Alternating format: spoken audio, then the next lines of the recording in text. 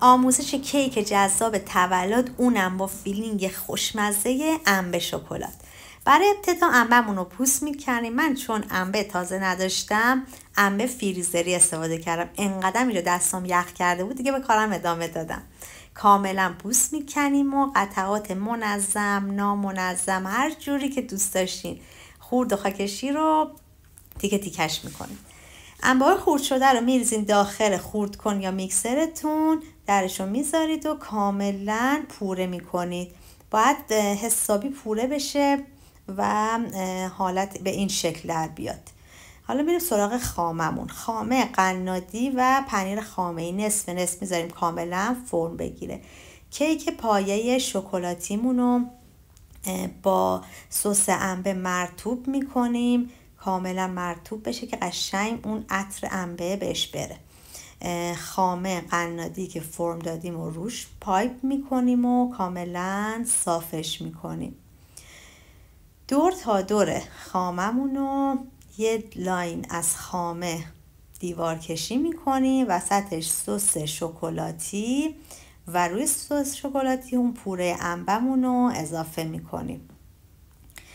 کاملا صاف و سوفش میکنیم و لایه بعدی رو میذاریم. لایه بعدی هم روش دوباره خامه کاور کردم، دور تا دورش رو دیواره خامه کشیدم. این لایه رو فقط سس انبه زدم. یه مقدار از خورد انبه هامو من جا گذاشتم.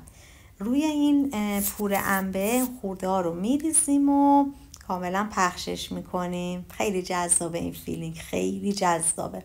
برای اون انبه دوستا عالیه.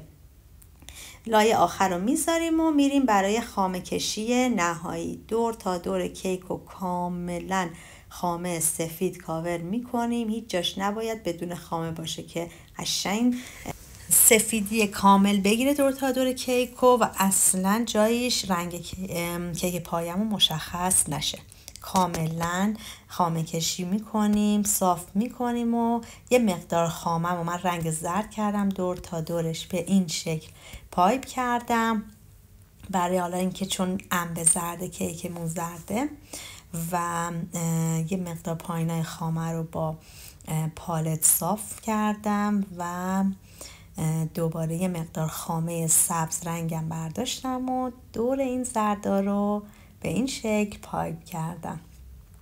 این که خیلی خیلی ساده است، خیلی ساده است ولی در عین حال به قدری این فیلینگ خوشمزه است که همه محو طعمش میشن. درست کنید و لذت ببرید.